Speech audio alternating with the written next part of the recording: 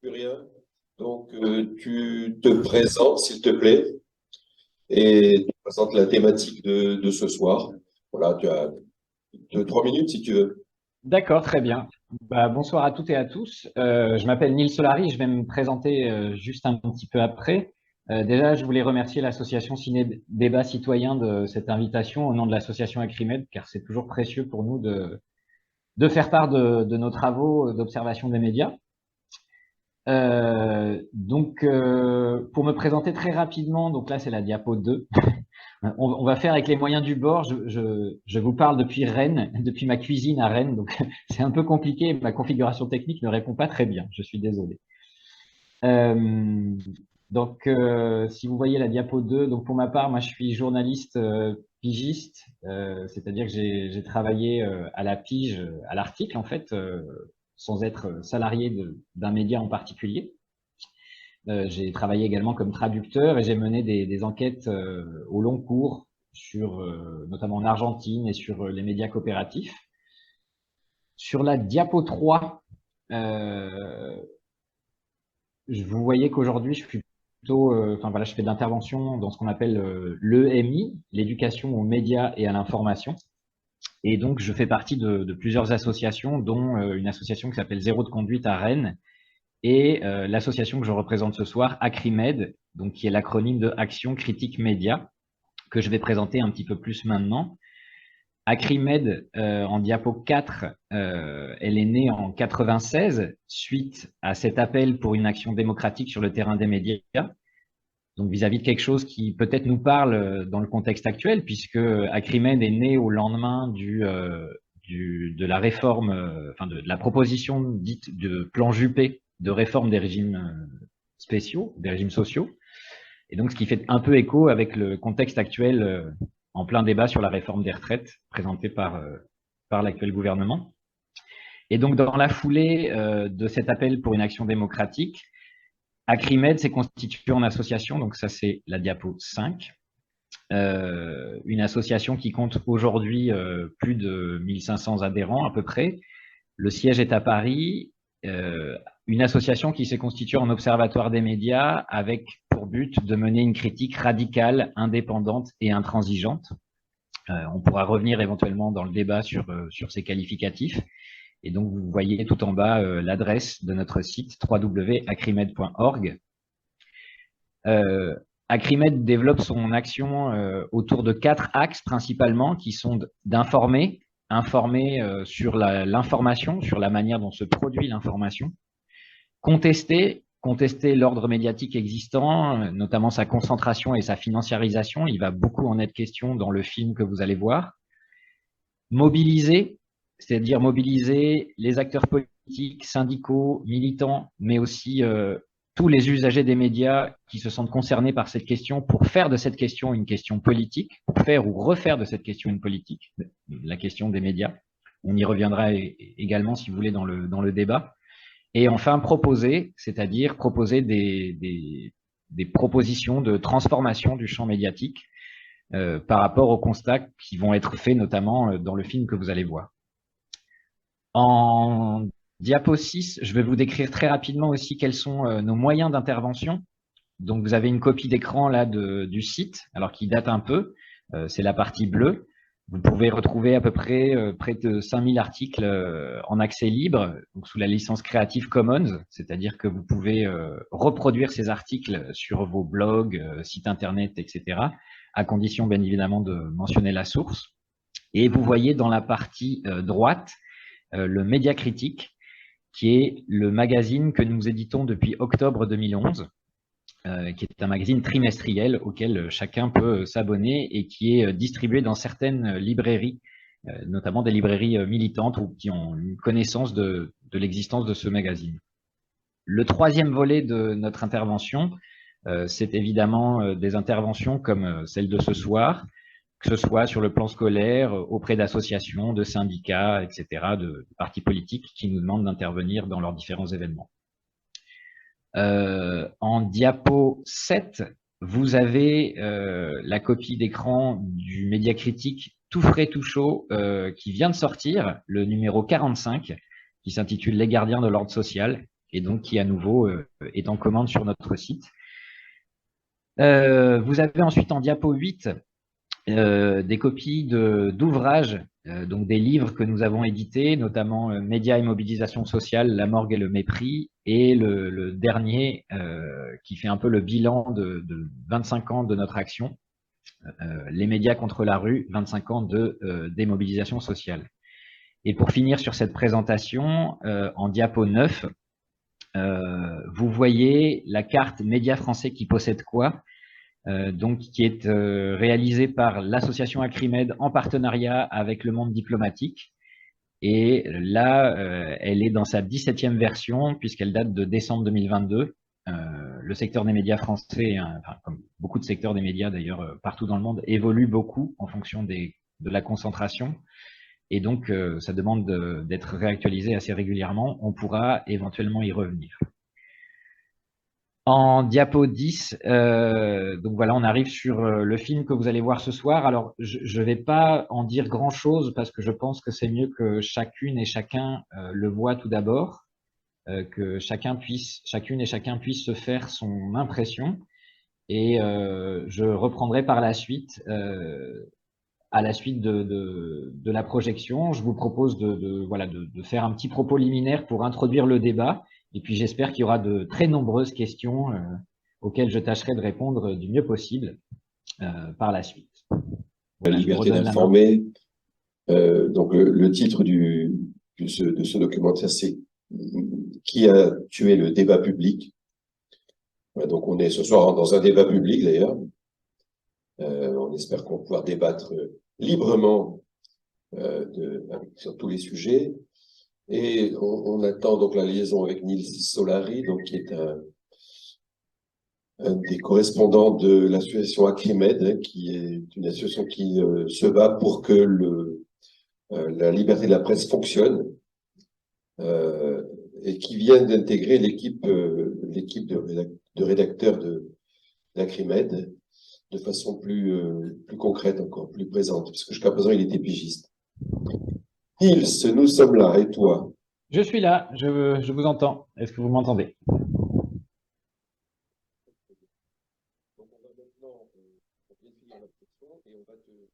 Donner la parole pour introduire le débat, je crois.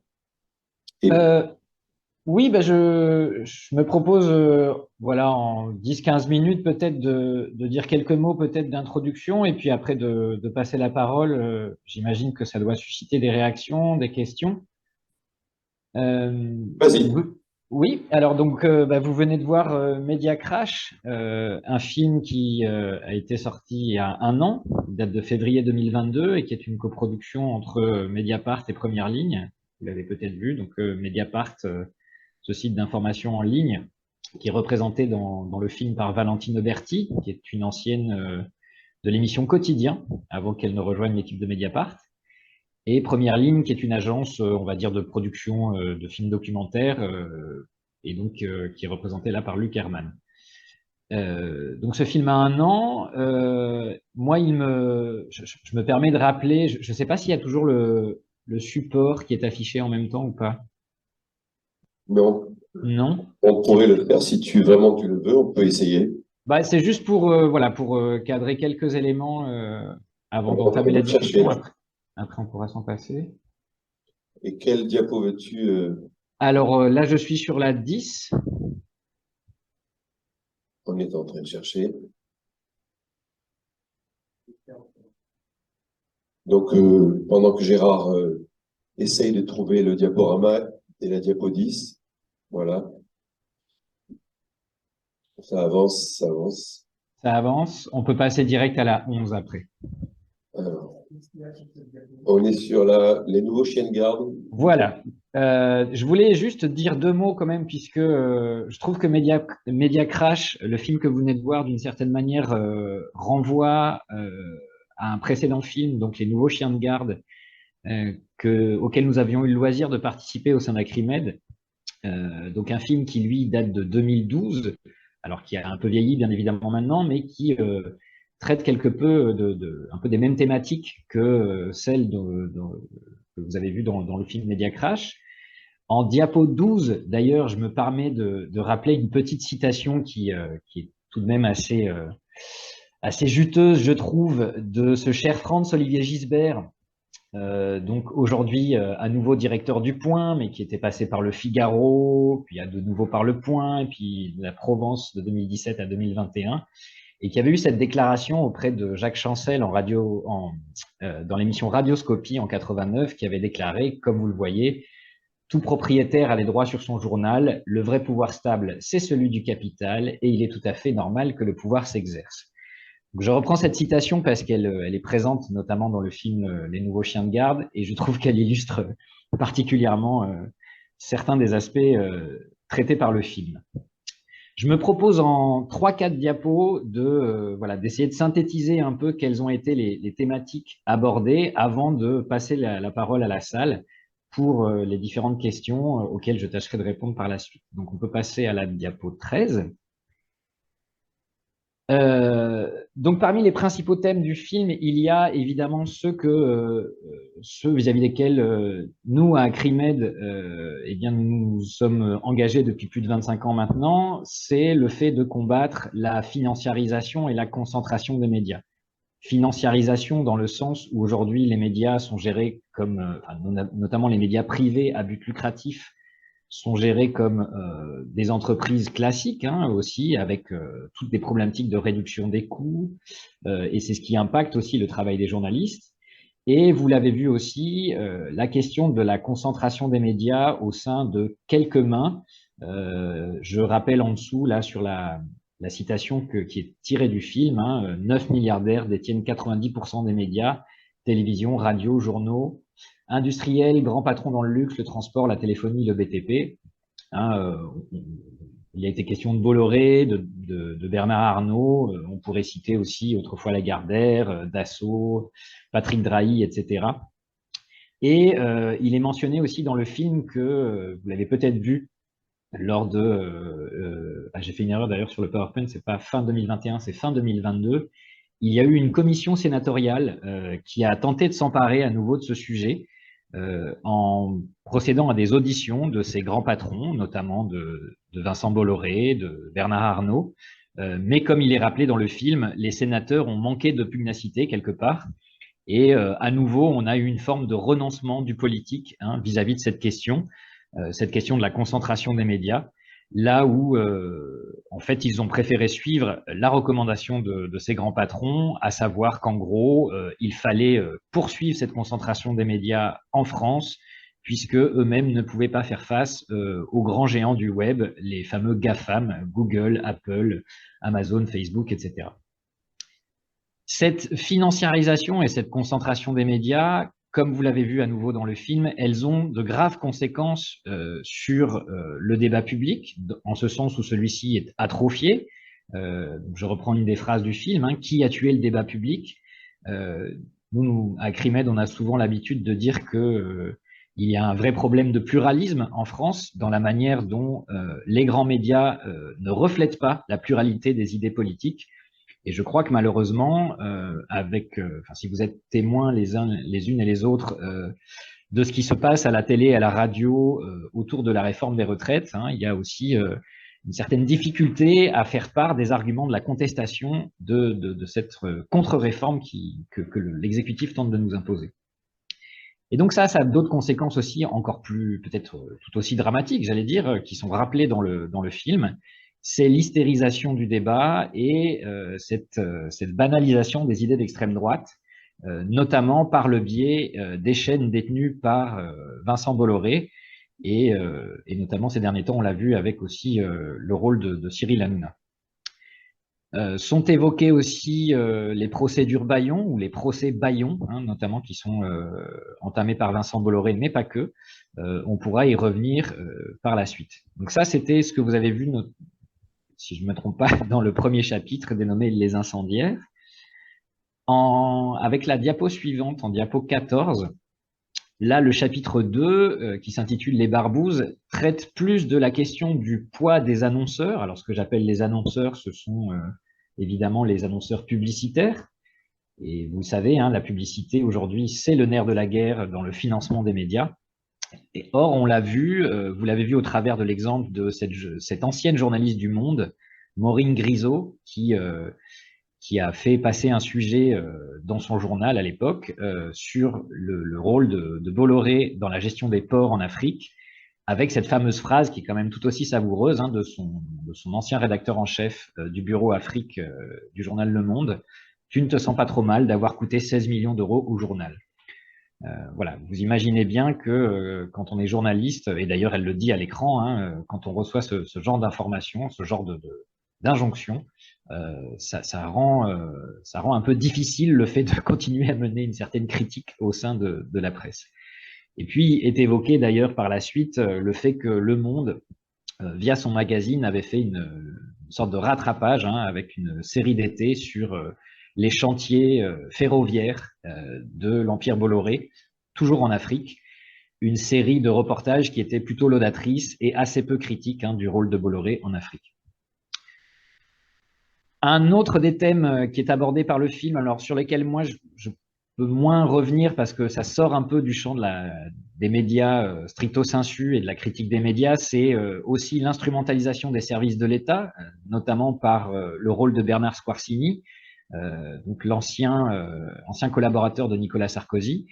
Et vous avez vu à l'écran, durant le film, comment il a agi à la fois pour le compte de LVMH, contre Fakir et contre France Télévisions. Enfin, dans la diapo 15, les autres, le dernier thème que je relève, moi, c'est celui de la dépendance aux sources. Alors, ce que j'appelle les sources, ce sont les sources d'information pour les journalistes. Et là, c'est illustré au travers de trois affaires. L'affaire du financement libyen de la campagne de Nicolas Sarkozy, avec ce retrait négocié de Ziad Takieddine, retrait qui avait été négocié par Mimi Marchand, personnage qui est très proche à la fois du milieu des médias, mais aussi, comme il est dit dans le film et comme il est rappelé dans le film, de certains couples présidentiels, parmi lesquels les couples Sarkozy et Macron. On a également l'évocation de l'affaire Cahuzac et de son traitement par Le Point, j'allais dire de son euphémisation par le magazine Le Point. Et puis, on a l'affaire qui concerne plus l'émission Quotidien, à l'époque où Valentine Auberti travaille encore là-bas, et par la suite de la cellule d'investigation Disclose sur l'affaire des ventes d'armes françaises à l'Arabie Saoudite, et sachant que ces ventes sont apparemment, si l'on en croit la note confidentielle qui apparaît à l'écran, sont utilisées contre des civils au Yémen. Donc ça, c'est ce qui constituait le troisième chapitre, les complices. Et à la toute fin du film, vous avez peut-être entendu aussi une très rapide conclusion sur la question des aides à la presse. Alors ça, c'est encore un autre sujet, puisque ça aborde plus massivement le rôle de l'État dans le financement des médias. Et a été rappelé que en 2019, sur 75 millions d'euros d'aide directe à la presse, 16 millions, soit près de 20%, sont allés au groupe de Bernard Arnault. On pourrait étendre ce constat au fait que le gros des aides à la presse, ça c'est un chiffrage que nous avons fait, nous, dans un article qui a été publié sur Acrimed fin 2022, pardon, régulièrement, près de la moitié de ces aides directes à chaque fois sont accaparées par les groupes de presse qui sont détenus par ces grandes fortunes. Donc à nouveau, ça renvoie au manque de pluralisme qu'il y a dans le secteur des médias en France. Je voudrais juste terminer et conclure mon propos en citant un ouvrage qui me paraît assez bien résumer la chose. Ça, c'est la diapo 16, et c'est la dernière que je vais commenter.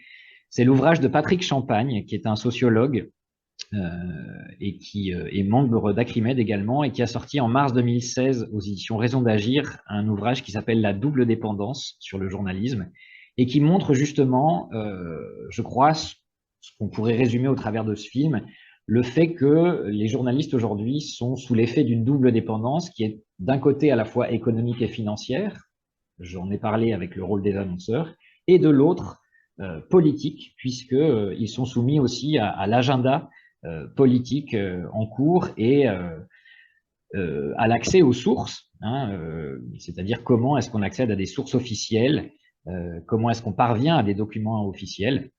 Et pour conclure, justement, je trouve qu'il y a une des dernières affaires là qui agite un peu le monde de la presse en ce moment, et dont vous avez peut-être entendu parler.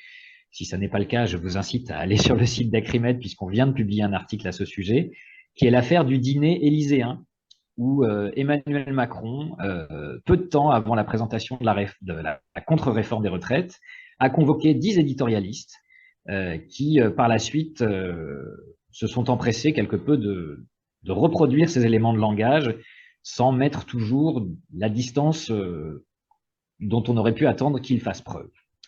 Voilà, ce sont quelques mots que je voulais amener pour introduire ce débat. Maintenant, j'espère qu'il y a des réactions dans la salle et je suis tout disposé à répondre à toutes les questions qui vous traversent l'esprit. Merci. Dans un premier temps, est-ce que tu nous permettras de poser ton PowerPoint sur Alors, votre message? je t'entends très mal, Gérard. Oui, c'est Robert, mais c'est pas grave. Ah, pardon. C'est la même chose. Tu m'entends là, Nils? Tu Oui, m'entends? là, je t'entends mieux, beaucoup Voilà. mieux. Alors, juste, puisqu'on vient de fermer ton PowerPoint, je te demandais si nous pouvions diffuser ton PowerPoint à nos spectateurs, à nos membres. Oui, tant que ça reste une diffusion restreinte, c'est possible, oui. Et on en parle si tu veux. D'accord. Donc, voilà, maintenant on va passer le micro à la salle. Donc, comme d'habitude, questions ou interventions. On se limite dans le temps.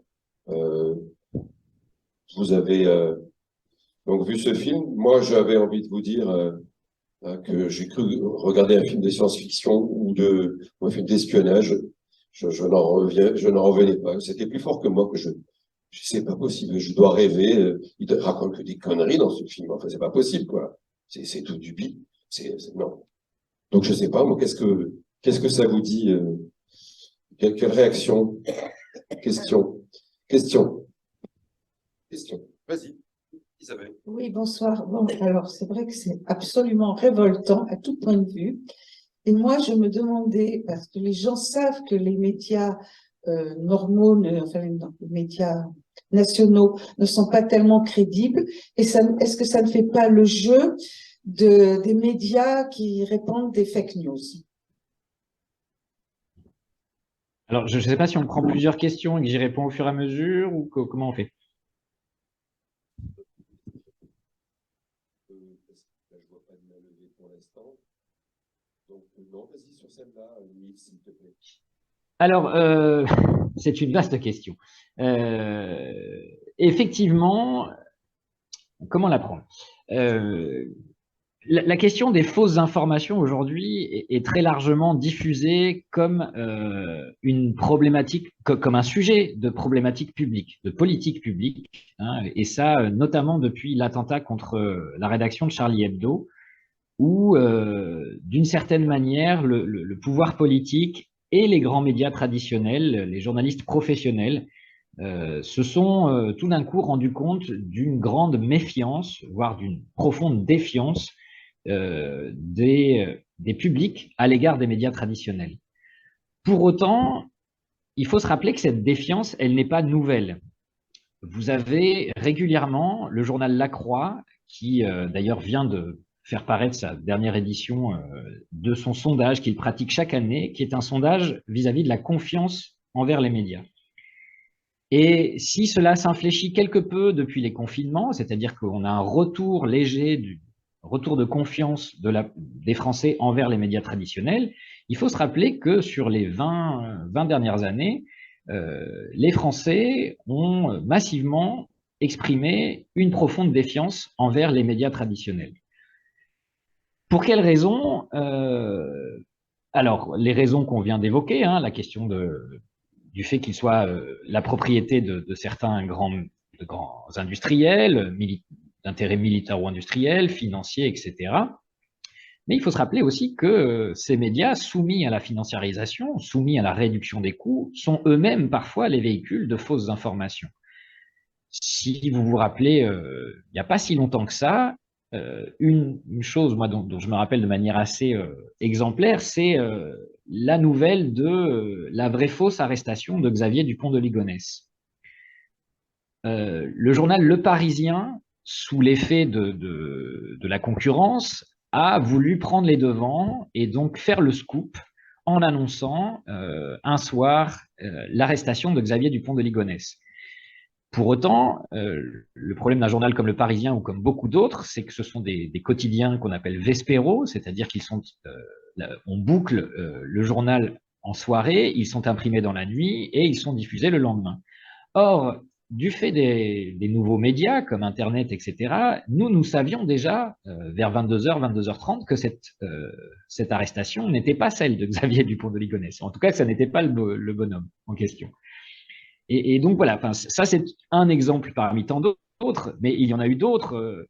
Alors peut-être là que je vais remonter un peu plus, de manière plus lointaine, mais il y a un film d'Alain Resnais qui a été fait, qui s'appelle La fille du RER, et qui renvoie à un fait divers au départ, hein, une jeune fille qui déclare qu'elle s'était fait agresser dans le RERD, si je ne me trompe pas, c'est en 1994. Et cette jeune fille avait déclaré qu'elle s'était fait agresser par 3 personnes qui lui avaient lacéré ses vêtements et dessiné des croix gammées sur le ventre au motif qu'il reconnaissait en elle une personne de confession juive. À la suite de la parution d'une dépêche de l'agence France Presse, l'affaire a été reprise par de très nombreux médias. À cet emballement médiatique a suivi un emballement politique. À l'époque, le président en place était Jacques Chirac. Il fait même une allocution télévisée aux Français en alertant sur la reprise de l'antisémitisme. À cet emballement politique surgit à nouveau un nouvel emballement médiatique jusqu'à ce que cette jeune fille finalement se rétracte et déclare qu'elle avait tout inventé. Et là, on a l'illustration que même des grands médias, même des médias qu'on pourrait juger traditionnels et en qui on pourrait faire confiance, sont eux aussi capables de diffuser des fausses informations, tout simplement parfois parce qu'on ne donne pas aux journalistes les conditions de bien faire leur travail, puisqu'ils sont soumis à des exigences de contraintes économiques, de concurrence. Et là, dans le cas de l'AFP, le problème, c'est que l'AFP n'avait tout simplement pas vérifié l'information, il s'était contenté de relayer la version de la police. Donc ça, c'est une première chose, de dire que les médias traditionnels, eux aussi, malheureusement, peuvent être des véhicules de fausses informations. Sur votre affirmation, madame, je crois que d'une certaine manière, oui, vous avez raison, il y a ce constat de défiance peut pousser des gens à aller chercher des alternatives, notamment par exemple dans les nouveaux médias sur Internet. Est-ce que c'est forcément des médias qui diffusent des fausses informations? Il faudrait prendre au cas par cas.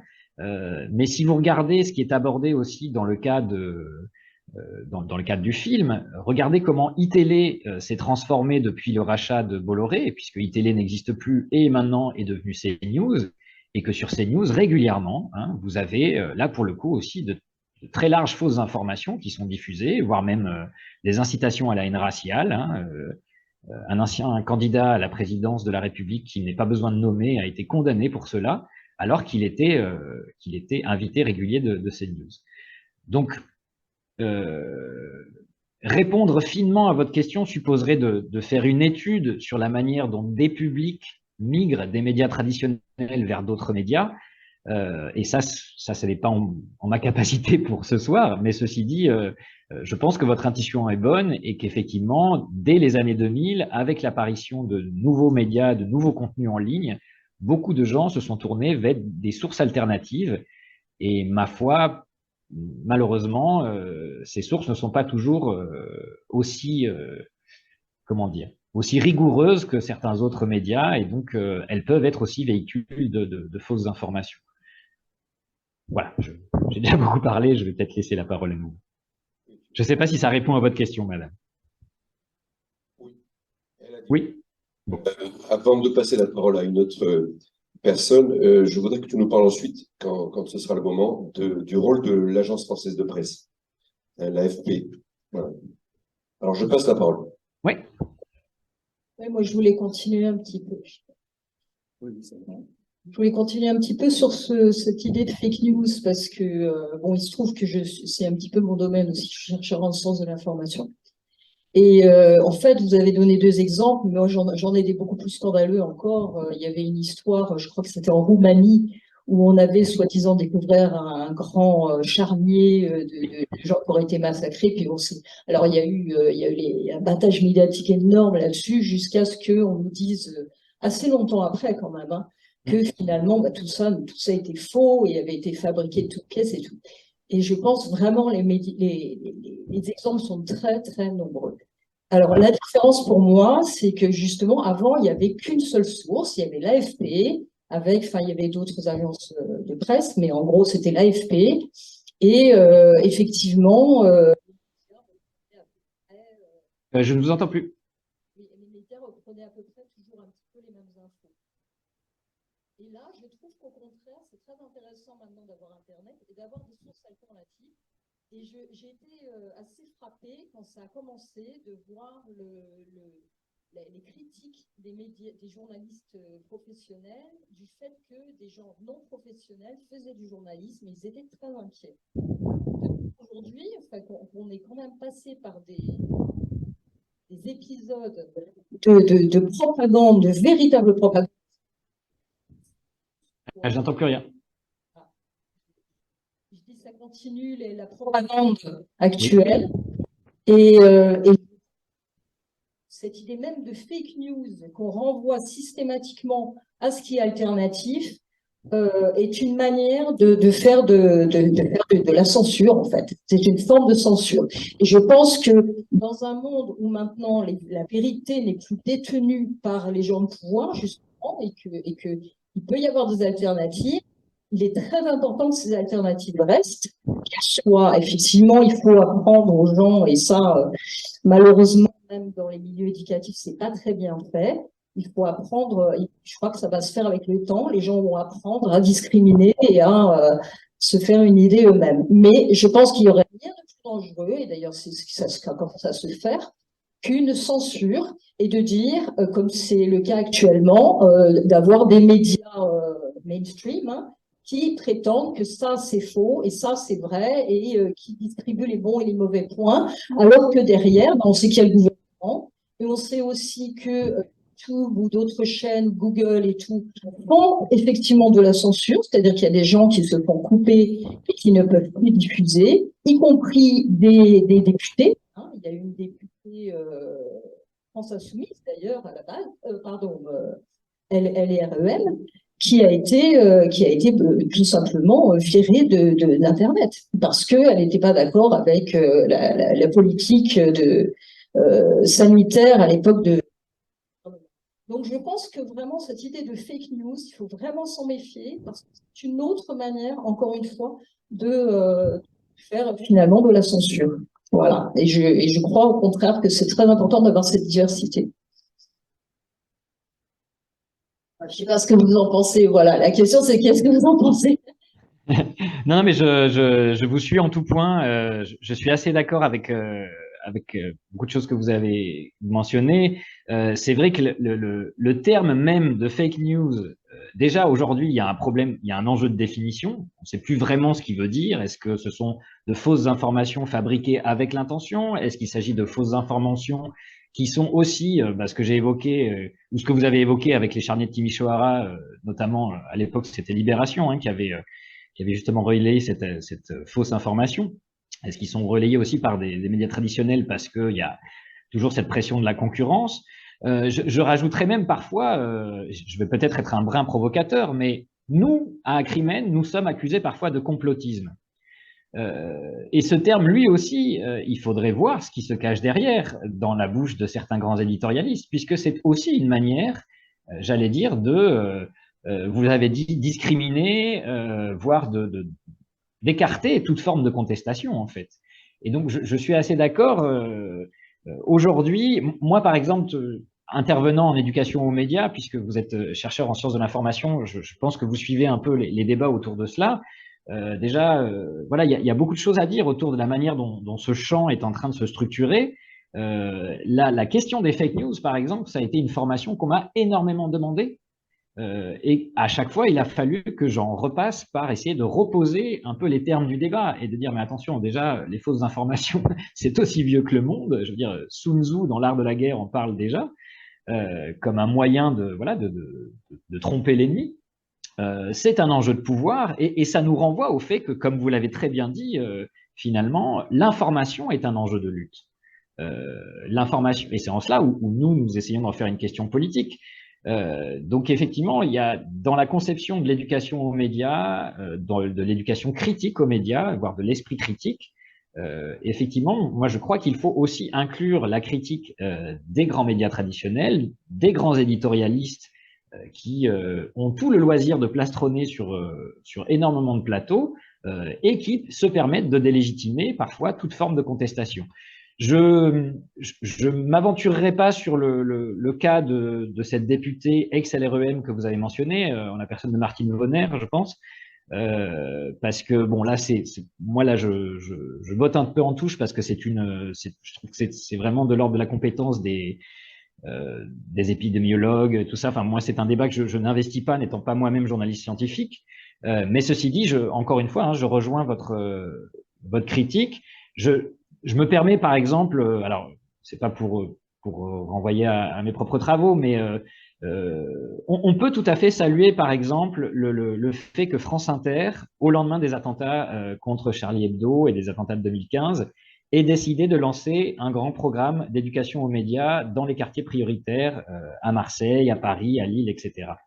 Pour autant, quand vous lisez la lettre de mission de la directrice de France Inter, Laurence Bloch, les termes sont les suivants. Il s'agit de redonner de la confiance envers les médias traditionnels de manière à ce que les adolescents se rapprochent de ces médias-là.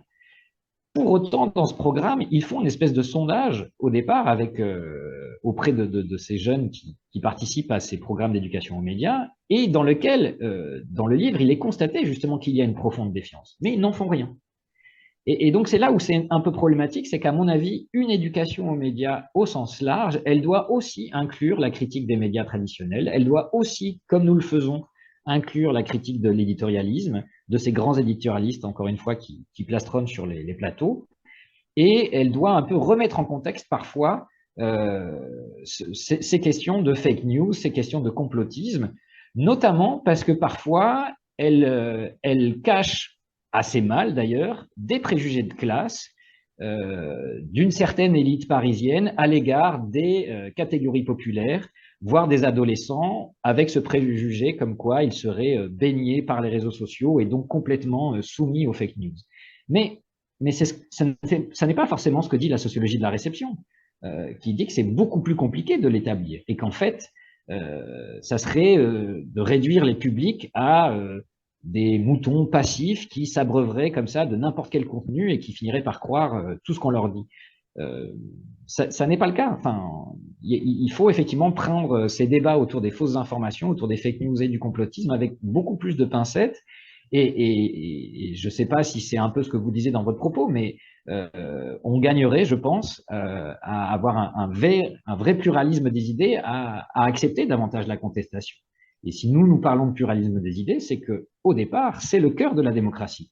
La démocratie, ce n'est pas le consensus. La démocratie, c'est de pouvoir exprimer un dissensus et de ne pas être inquiété pour cela. Or, à l'heure actuelle, on a mentionné plusieurs cas, mais je crois que le débat sur la réforme des retraites, justement, est quand même largement assez verrouillé par certains grands éditorialistes qui, de toute façon, essayent de propager l'idée que cette réforme devra se faire de toute façon et qu'il n'y a pas d'autre alternative. Merci Nils. D'autres interventions dans la salle? Oui. Gérard, derrière toi, Daniel. C'est Gérard pour toi maintenant, Nils. Le vrai Gérard. D'accord. Ok.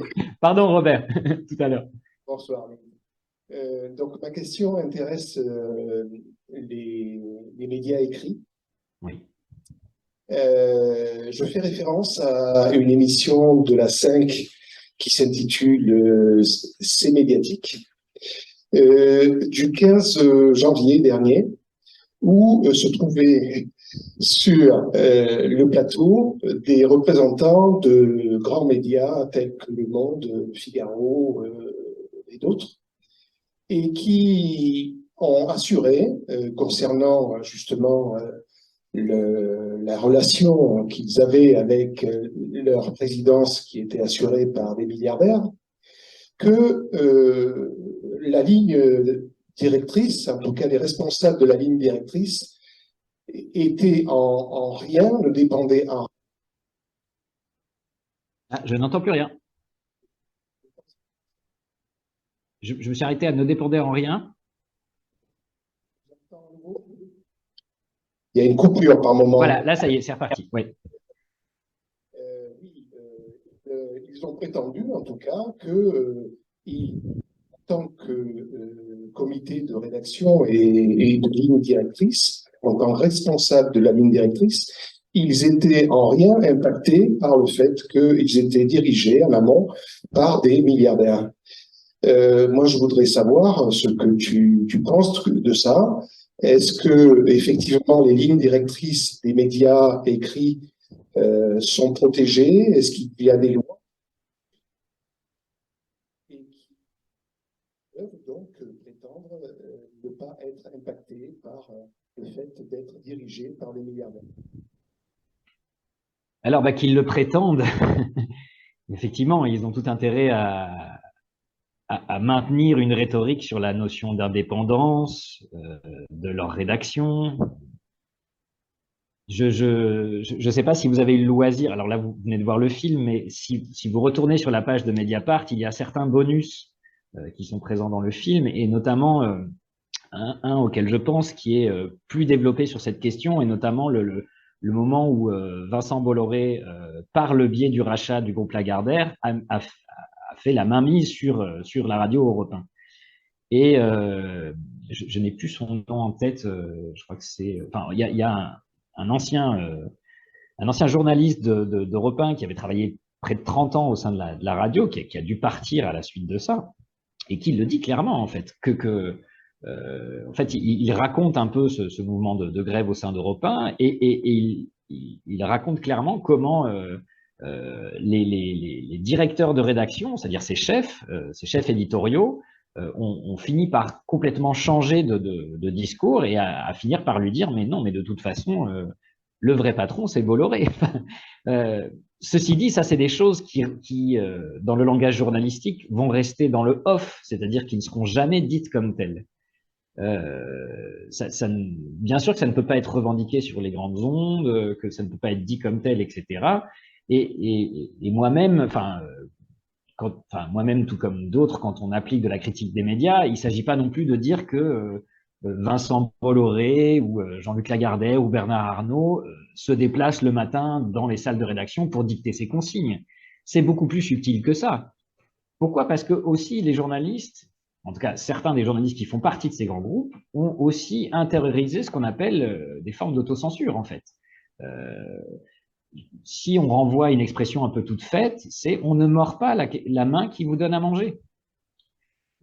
Pour autant, je crois que le sujet sur le Monde l'illustre assez bien. Hein. Vous voyez bien que Maureen Grisot, quand on lui reproche d'avoir fait perdre au journal Le Monde 16 millions d'euros à la suite d'un reportage qu'elle a publié quand même sur le groupe Bolloré, je crois que ça illustre parfaitement cette dépendance et encore une fois, ces effets de censure que ça implique. Pour autant, encore une fois, les journalistes eux-mêmes ou les directeurs de rédaction n'affirmeront jamais que c'est le fait de la mainmise économique par les grands groupes industriels, militaires industriels, financiers, etc.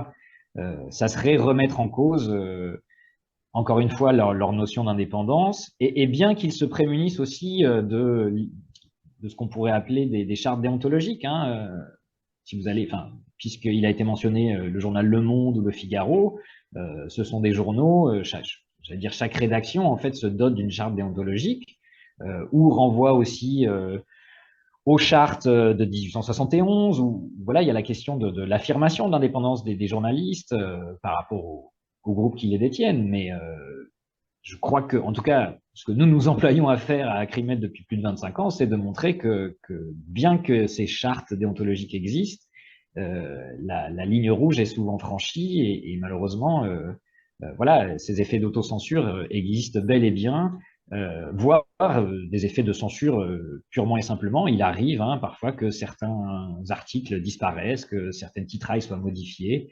Je crois qu'encore une fois, l'exemple du traitement de l'affaire Cahuzac par le magazine Le Point aussi, dans le film, le montre aussi assez bien, quoi.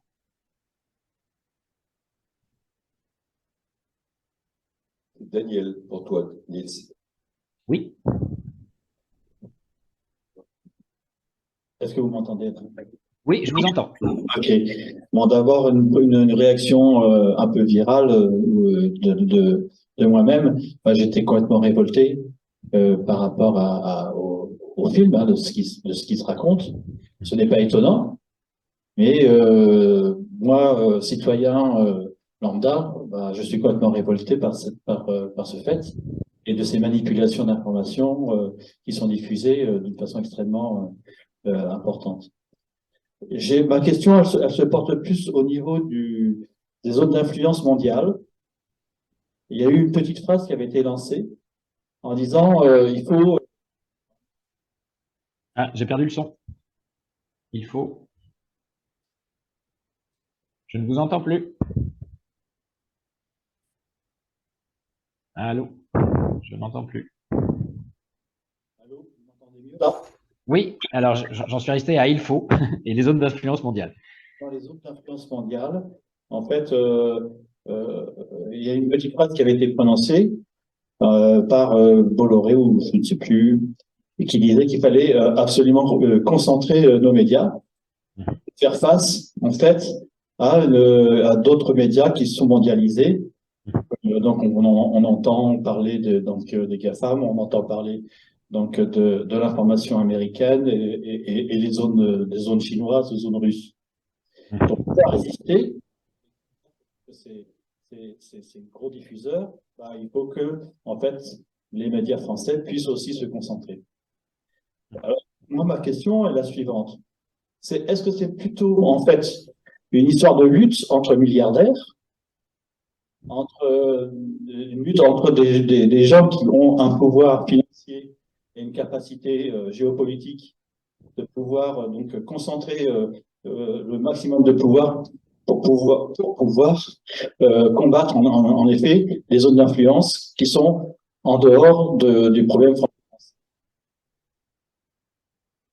C'est une très vaste question que vous posez. Effectivement, ça a été l'argumentaire de ces grands patrons devant la commission sénatoriale, de dire si vous nous imposez des seuils de concentration au sein du champ médiatique français, nous n'allons pas pouvoir faire face à la concurrence internationale et notamment celle des GAFAM, donc Google, Amazon, Facebook, Apple, etc. Là où il y a une véritable confusion, c'est qu'effectivement, là, on est dans la question de ce que vous appelez les zones d'influence, dans la question de la concurrence économique. Mais le problème, c'est que la presse, les médias sont au cœur de l'animation du débat public. Et donc là, on fait face à deux logiques qui pourraient être concurrentes, qui sont celles de est-ce qu'il faut à tout prix maintenir des entreprises de presse sinon profitables, au moins rentables, ou est-ce qu'il s'agit pour le politique d'inventer un système où ces médias puissent être le reflet d'un véritable débat démocratique. Et là, en fait, on est face j'allais dire, à nouveau au nerf de la guerre, en fait.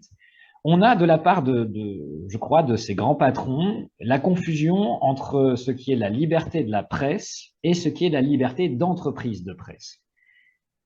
Ces gens-là se battent avant tout pour la liberté d'entreprise de la presse.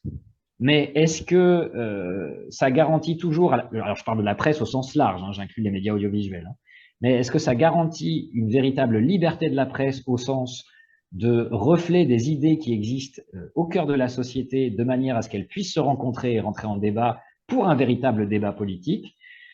Vous l'aurez compris, la réponse est dans la question. Ce que nous avançons à Acrimed, c'est qu'il y a eu un renoncement systématique de la part du politique sur ces questions-là, notamment à partir des années 80. Or, ça n'était pas toujours le cas. Et alors, il y a beaucoup de choses. Hein. Là, on ouvre un autre chantier qui est la question des propositions sur les transformations des médias.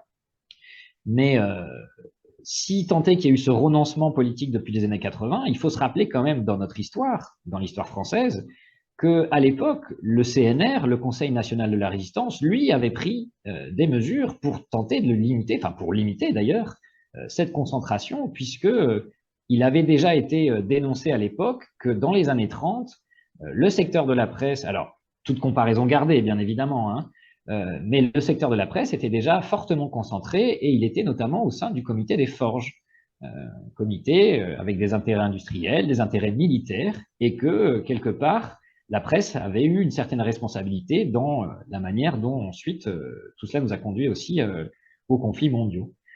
Et avec les ordonnances de 44, promues par le CNR, le gouvernement provisoire avait commencé justement à essayer de mettre des limites à ces concentrations.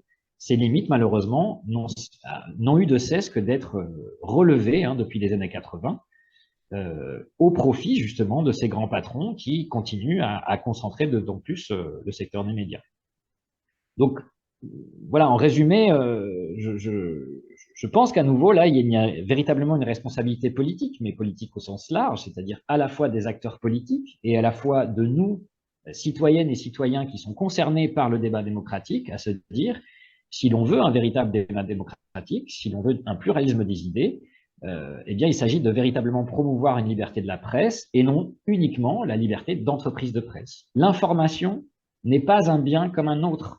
Ça n'est pas une marchandise, c'est une information, c'est un bien qui sert à ce qu'on puisse débattre de certaines idées, qu'on puisse débattre de certaines mesures politiques, et donc elle ne peut pas être soumise aux mêmes conditions stricto sensu que les autres biens qui se vendent sur le marché. Je ne sais pas si ça répond à votre question, mais... Ouais, je trouve que tu as très bien répondu, Nice. Oui. Une nouvelle question ou intervention. Oui, j'ajouterais aussi que quand on utilise ce genre d'argument de la compétition, qui est l'argument qui est utilisé dans tous les cas et dans tous les domaines pour justifier justement la concentration économique dans les mains de quelques milliardaires, on fait un travail idéologique en fait, et que peu importe quel est le milliardaire qui possède tel ou tel média, il a des intérêts qui sont des intérêts idéologiques aussi. Et que on voit bien là avec l'affaire Bolloré, on le voit avec Bernard Arnault et on le voit avec d'autres. De toute façon, c'est toujours le même discours idéologique, c'est toujours la voix, les mots, le point de vue d'une classe sociale. Et c'est bien là qu'est le problème aussi, à mon avis, à mon sens, et on le voit effectivement dans le débat sur les retraites, on le voit aussi en ce qui concerne la guerre en Ukraine. Il y a quand même beaucoup de choses qu'on ne nous dit pas, qu'on ne nous a pas dit. Et je voyais que dans le film, Paul Moreira avait participé au film et il a fait un excellent reportage sur ce qui s'était passé avant, dans le Donbass notamment, ce qui s'est passé avant cette guerre, et qui donne une autre perspective. Or, cette parole n'a pas droit de citer. Donc, je pense que quel que soit quels que soient les milliardaires, enfin, c'est leurs affaires à eux, c'est leur petit ego, où ils veulent être plus riches que le voisin et que le copain, et bon, mais nous, ça ne nous regarde pas, et au contraire, même, on subit ces petites guerres entre eux, mais le travail idéologique, il est toujours le même. Voilà. Et moi, je me posais la question de savoir si la formation des journalistes en France aujourd'hui, qui est faite en très grande majorité par les écoles, hein, l'école de Lille notamment, n'était pas quelque chose dans justement ce côté un peu moutonnier de beaucoup de journalistes quand même, ce côté... Enfin, le fait même, la façon même de travailler, finalement, elle conditionne un certain discours. Et je crois qu'il y avait François Ruffin, d'ailleurs, qui avait écrit un petit livre sur ce sujet et qui montre bien qu'on ne peut pas avoir une presse libre avec des journalistes qui viennent exclusivement de ce type d'école. Donc, je me demandais ce que vous en pensiez. Oui, alors Oui, vous avez terminé? Oui, pardon. Il y avait une autre question? Non, c'est bon. Je veux juste effectivement rebondir sur la question du travail idéologique. À nouveau, j'abonde en ce sens. Hein, c'est même, enfin, vous avez mentionné le cas de Bolloré. Il devrait être même inquiété pour cela, puisqu'il a répété devant les sénateurs qu'il n'y avait aucune idéologie politique dans ces médias. et qu'il ne se servait pas de ces médias, des médias qu'il possède, à des fins idéologiques. Alors que lui-même le révèle dans une biographie qui a été réalisée à l'initiative d'un journaliste qui s'appelle Vincent Beaufils, je crois, où il disait explicitement qu'il se servait de ces médias pour mener un combat civilisationnel, hein, et notamment face à ce qu'il appelle l'invasion migratoire. Donc, sur le rôle idéologique des médias, on est d'accord, hein, effectivement, il y a une véritable, enfin, comment dire, une sorte d'hypocrisie sur la manière dont les grands patrons se servent en fait des médias qu'ils possèdent à des fins idéologiques, à des fins de levier politique et à des fins de pression sur le politique. Je suis tout à fait d'accord. Sur la question de la formation des journalistes, alors oui, pour partie, vous avez raison, et notamment de mentionner ce livre de François Ruffin à l'époque, quand il était lui-même étudiant au CFJ, au Centre de formation des journalistes. Donc, ce livre qui s'appelle Les petits soldats du journalisme, où il rappelait, hein, voilà, il démontre des cas, comment dire, limite de formatage au sein des écoles. Il parle de la pauvreté de documentaires qu'on peut trouver dans les bibliothèques de certaines de ces écoles, hein, parce que je pense qu'il faut quand même en distinguer certaines. Je pense que l'école de Lannion, l'IUT de Lannion ne fait pas tout à fait le même type de formation tout de même. Mais oui, effectivement, on peut interroger la question de la formation. Ça n'est pas le seul, je pense, le seul facteur. Je pense qu'il faut aussi y voir le fait que on pourrait interroger, par exemple, le coût de cette formation. Effectivement, aujourd'hui, les études sociologiques montrent que la voie royale d'accès au journalisme, c'est de faire le cursus Institut d'études politiques, donc Sciences Po, et ensuite une école de journalisme. Et donc déjà, ça suppose des études longues. Certaines de ces écoles, les coûts d'entrée se chiffrent en plusieurs milliers d'euros à l'année. Donc déjà, ça opère un certain triage social sur les conditions de recrutement de ces étudiants et de ces étudiantes. Donc, à ce triage social correspond aussi une sorte d'homogénéisation sociale j'allais dire, des catégories socioprofessionnelles qui parviennent à exercer le métier de journaliste. Puisque en gros, il faut être bien loti économiquement et socialement pour pouvoir accéder à cette profession, en tout cas de manière professionnelle. Pour autant, je rappelle aussi que le journalisme n'est pas une profession réglementée et que donc, ça n'est pas un prérequis obligatoire de passer par ces écoles. Et d'ailleurs, en fait, si vous regardez les chiffres de l'Observatoire de la presse écrite, l'Observatoire des métiers du journalisme, pardon, en fait, on se rend compte que c'est la grosse majorité, 80%, qui sont issus de filières non traditionnelles, on va dire, donc qui ne se sortent pas forcément de ces écoles de journalistes. Tout simplement aussi parce que ce métier, quelque part, s'il requiert des capacités professionnelles, des compétences, moi j'ai tendance à croire qu'en fait ce sont des compétences que tout citoyen devrait avoir, de vérifier l'information, d'aller à la recherche des sources, etc. Or ça, c'est quelque part à la portée de beaucoup de gens qui se mettent à investiguer, à chercher, à croiser leurs sources, etc.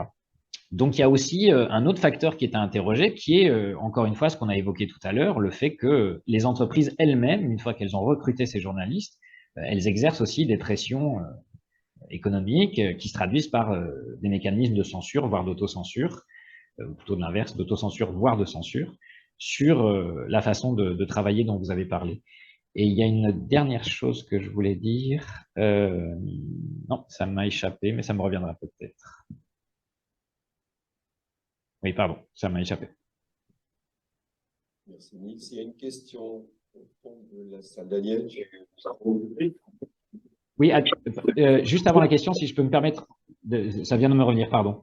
Vas-y. Oui, c'est que juste sur la question des écoles, en fait, ce que montre assez bien François Ruffin, c'est que ces écoles, au-delà d'une formation, c'est-à-dire de l'acquisition de compétences, de savoir et de savoir-faire en tant que tel, ce qu'elles délivrent avant tout, c'est un carnet d'adresses. Pourquoi la voie royale, c'est de faire Sciences Po et ensuite ces écoles de journalisme? Parce qu'au sein de ces écoles de journalisme passent d'anciens élèves qui sont aujourd'hui les rédacteurs en chef ou les directeurs éditoriaux de certaines publications, et que ça assure aux étudiants de ces mêmes écoles de journalisme de décrocher un stage, de décrocher peut-être quelques piges, alors qu'on sait que l'entrée dans la profession est celle qui est caractérisée par la période la plus précaire. Donc avant tout, le fait de passer par ces écoles, ça vous donne avant tout un carnet d'adresses. Et c'est ça, en fait, qui fait que, en plus de la relative homogénéité sociale des profils des journalistes, c'est-à-dire en gros des gens issus des classes plutôt élevées, bourgeoises, on va dire, ça conduit effectivement à la préservation des intérêts idéologiques qu'on a mentionnés tout à l'heure. Il y a une question là. Oui.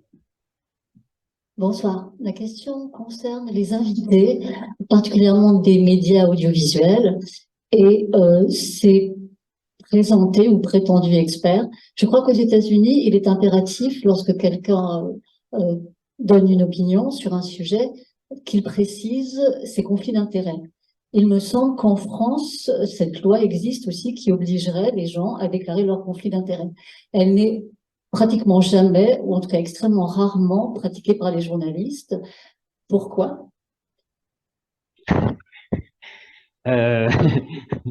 Si j'avais la réponse stricto sensu à votre question, madame, je pense que je serais peut-être ailleurs. Alors, je suis pas spécialiste en la matière, mais effectivement, je crois qu'il y a une réglementation, alors je ne sais pas si elle est française, mais pas plutôt européenne, qui effectivement impose de préciser ses conflits d'intérêts. On le voit au niveau du politique maintenant sur la commission de la transparence et ces choses-là. Pour autant, justement, c'est pour ça que je me suis permis de mentionner le film précédent, c'est-à-dire Les Nouveaux Chiens de Garde, puisque cette question précisément est très largement développée lorsqu'il est question des fameux experts qui sont invités sur les plateaux audiovisuels, sur les plateaux télévisuels notamment. Puisque très souvent, on va présenter ces experts, des économistes, très souvent des juristes, etc., uniquement depuis leur titre universitaire. Pour autant, on omet de préciser que très souvent, ce sont des gens qui sont aussi au conseil d'administration de grandes banques, de grandes entreprises, de grandes industries, et que partant de là, ils ont aussi des intérêts qui sont justement, qui conduisent à des conflits d'intérêts. Pourquoi cette loi n'est pas appliquée? Encore une fois, je pense que il y a un renoncement du politique à ce niveau-là.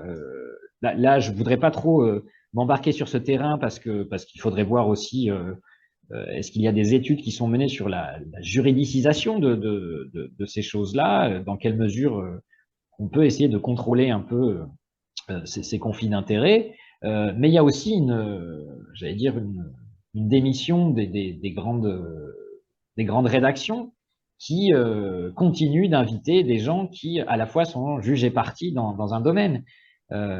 Et ça c'est un vrai problème, effectivement. C'est à nous aussi de pousser, je crois, en tant qu'usagers, parfois, c'est arrivé à certaines reprises, notamment lors du téléphone sonne ou lors voilà, d'émissions en direct sur France Inter, où l'on prend de temps en temps la parole des auditeurs, où il arrive parfois que des auditeurs et auditrices bien renseignés rappellent, dans le temps qu'il aurait imparti avant de se faire couper la voix, que parfois les invités qui sont présents en plateau ne sont pas totalement, j'allais dire, neutres quant à la question qui est posée, puisque eux-mêmes représentent certains intérêts, ces intérêts qui eux-mêmes ne sont pas objectivés, en tout cas qui ne sont pas présentés ou dits comme tels au moment de la présentation des invités. Encore une fois, on les présente sous leur titre universitaire et rarement en rapport avec les intérêts financiers et économiques qu'ils défendent. Et c'est bien dommage, je suis d'accord. Mais il appartient à nous, y compris, je sais pas, auprès de nos députés, auprès des rédactions, de protester, de dire voilà, vous continuez à inviter un tel, mais voilà, un tel économiste, par exemple, qui continue de dire qu'il faut réduire le salaire minimum ou supprimer le salaire minimum, alors que c'est quelqu'un qui est, je sais pas moi, administrateur de telle banque, de tel groupe financier, etc. Non, c'est une vraie question, effectivement, les conflits d'intérêts. Une dernière question. Une dernière question. C'est plutôt une dernière remarque qui est peut-être un tout petit peu hors sujet, mais ce que je trouve aussi très dommage, c'est que beaucoup de journalistes sont sur plusieurs médias. Donc, on pense se documenter sur un autre média. Par exemple, ils sont à la fois à la télé, à la fois dans un magazine, à la fois à la radio. On a toujours le même écho. Même en prenant plusieurs médias, même en se documentant auprès de plusieurs médias. Oui, oui, je suis assez d'accord. Effectivement, c'est le problème de... Alors là même, on pourrait qualifier quels sont ces journalistes, parce que ce ne sont pas n'importe lesquels. Très souvent, ce sont aussi des éditorialistes, c'est-à-dire, je vous rappelle, hein, l'éditorial, c'est l'endroit où un journal, en fonction de sa ligne éditoriale, va donner son avis sur tel ou tel sujet de société. Et donc, vous avez régulièrement plusieurs éditorialistes qui sont invités. Voilà, on pourrait parler, je sais pas, par exemple, du rôle de Dominique Seux sur France Inter, qui est à la fois directeur de la rédaction des Échos. Il y en a plein d'autres, mais c'est vrai qu'il y en a énormément qui ont l'expression consacrée, c'est de dire qu'ils ont leur ronde serviette sur les plateaux télévisuels.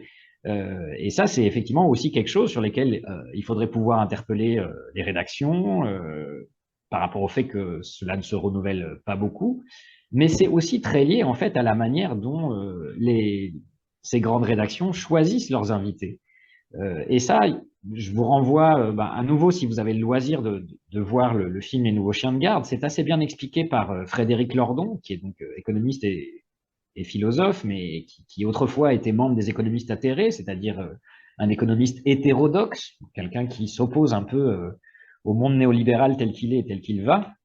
Et il expliquait clairement que pour passer dans les grands médias, il y a certaines cases qu'il faut remplir, il faut cocher les cases. Là, je vous renvoie aussi à un autre article, celui du Monde diplomatique de janvier 2023, donc le mois précédent, qui s'appelle Hanouna, la gauche et les médias, où c'est très bien expliqué aussi. L'article pose la question de savoir si on peut porter la contestation dans les grands médias traditionnels.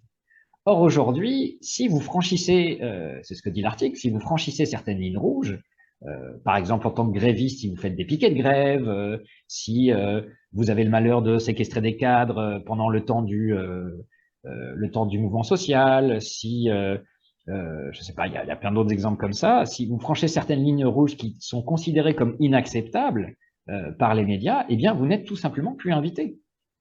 Regardez... peut-être vous avez eu vent de ce qui s'est passé je crois que c'était octobre ou novembre 2022, quand le tout jeune député Louis Boyard est invité sur le plateau de Cyril Hanouna et qu'il a le malheur de mentionner les affaires judiciaires de Vincent Bolloré en Afrique. Si vous n'avez pas vu cet extrait, je vous invite à le voir, parce que c'est assez illustrant de voir comment Cyril Hanouna s'emporte littéralement, va jusqu'à d'ailleurs insulter un député de la République, et il va être poursuivi d'ailleurs au pénal pour cela, parce que voilà, ça fait partie de ces mêmes lignes rouges, encore une fois, qu'il ne faut pas franchir. Et donc, Frédéric Lordon expliquait bien que dans les grands médias traditionnels, ceux qui veulent, alors je reprends ces mots, mais de manière peut-être un peu aléatoire, dit ceux qui veulent barboter dans le bac à sable, tout va bien. Par contre, ceux qui sont là pour questionner le cadre du débat, questionner la manière dont les débats sont posés et comment les invités sont recrutés, ces gens-là, effectivement, ne sont pas les bienvenus. Donc, c'est aussi pour ça qu'il y a très peu de contestation du monde néolibéral dans les médias. Tout simplement aussi parce qu'il y a une sorte d'illusion de pluralisme, et c'est toute l'ambiguïté d'ailleurs des gens qui portent la contestation, c'est de savoir est-ce qu'il faut y aller ou pas. Quand vous retrouvez être la seule contestataire, je sais pas moi, sociologue critique, économiste hétérodoxe, philosophe qui n'est pas en accord avec ce que disent justement tous ces prétendus philosophes qu'on voit sur toutes les ondes, c'est très compliqué de savoir si vous allez accepter un passage à l'antenne quand vous vous retrouvez face à 4 ou 5 personnes qui, au contraire, partagent globalement à peu près le même consensus vis-à-vis des idées néolibérales. Donc c'est un vrai problème, et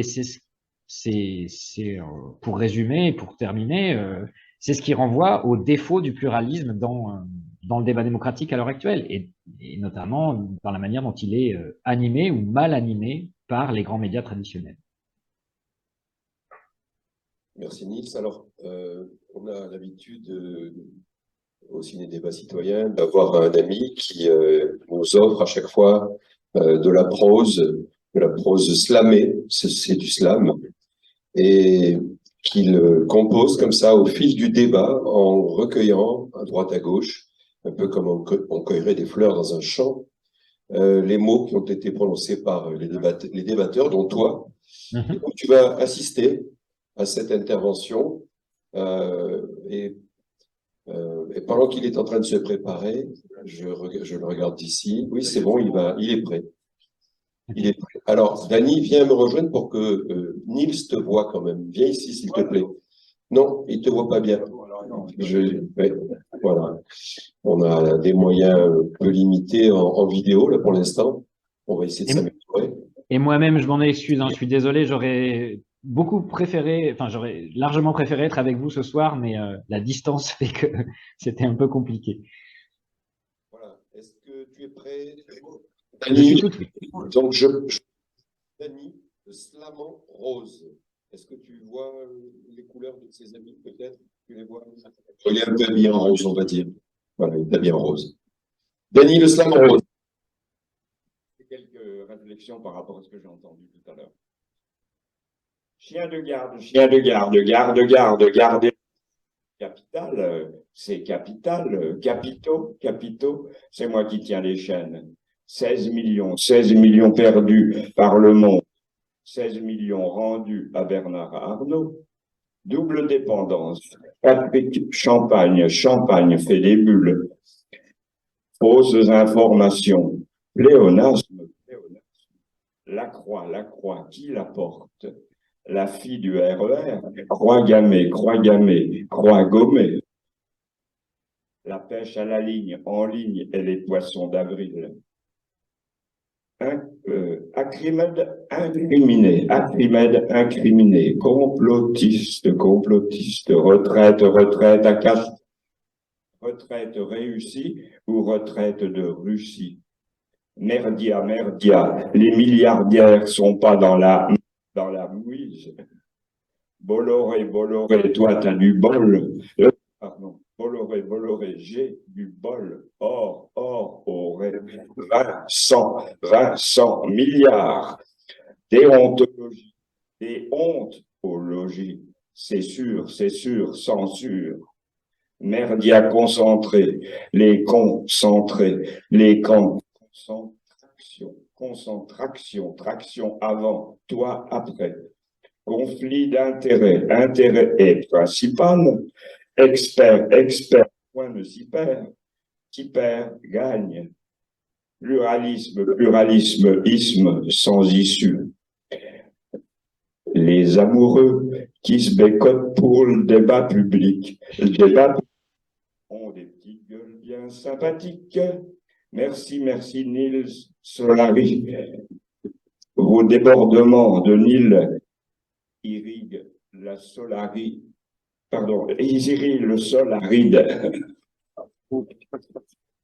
Merci, Dany. Merci, Dany. Merci, Nils. On va clore le débat. On va te remercier pour ton intervention très, très brillante, très documentée. Je rappelle que Acrimed fonctionne financièrement avec 0 subvention, c'est ça? Alors oui, je me permets, donc moi aussi à nouveau, je vous remercie pour cette invitation et merci aux organisateurs et organisatrices. Et oui, Acrimed est une association, donc vous avez tous et toutes vocation à pouvoir la rejoindre si vous le souhaitez. Il y a plusieurs manières de contribuer. Évidemment, il y a une manière financière puisque nous ne vivons que des dons et des adhésions de nos adhérents et des ventes éventuelles du méga critique. Mais il y a encore une fois, si nous avons créé cette association, c'est pour essayer de créer un vaste front de lutte sur cette question des médias, de faire en sorte que cette question soit une question politique dont tout le monde a vocation à s'emparer Et donc, encore une fois, hein, il y a plein de manières de contribuer à cette association qui part de la rédaction, qui part de l'observation. Enfin, ceux qui, dans les prochains jours, souhaitent en savoir plus, n'hésitez pas à aller sur le site, à nous écrire. Et c'est moi que vous aurez probablement au bout de l'ordinateur, puisque depuis hier, je suis chargé justement d'animer la vie associative. Donc, je tâcherai de répondre à vos différentes sollicitations si vous nous écrivez. Voilà, effectivement, Acrimed a besoin de vous, Acrimed a besoin de sous, comme on disait autrefois. Et merci à vous à nouveau pour cette invitation. Merci, Nils. Allez, une dernière, mais c'est pour la route. Hein. Allez, c'est pour la route. Il me semble que Daniel Vernet avait fait une émission sur ce qu'avait fait François Ruffin avec ses actions avec l'Assemblée générale. Je me trompe pas? Oui, oui. Oui, c'est possible. François Ruffin était même collaborateur avec de Daniel Mermet pendant un temps. Ben voilà, merci beaucoup Nils, on est très heureux de t'avoir eu. Merci à vous. Longue vie à Acrimed et bienvenue à Acrimed, on sera heureux de te revoir. Eh ben, je serais ravi d'aller dans ma région natale puisque je suis issu des Bouches-du-Rhône, donc à l'occasion, si j'ai le temps de redescendre et venir vous faire un petit coucou dans le Var, ça serait avec plaisir. Pour une intervention en présentiel. Ah, j'aimerais tellement, ça serait mieux. Ça serait mieux que derrière du Zoom depuis ma cuisine. On est bien d'accord. Merci beaucoup Nils. À la prochaine. Merci à vous, bonne soirée.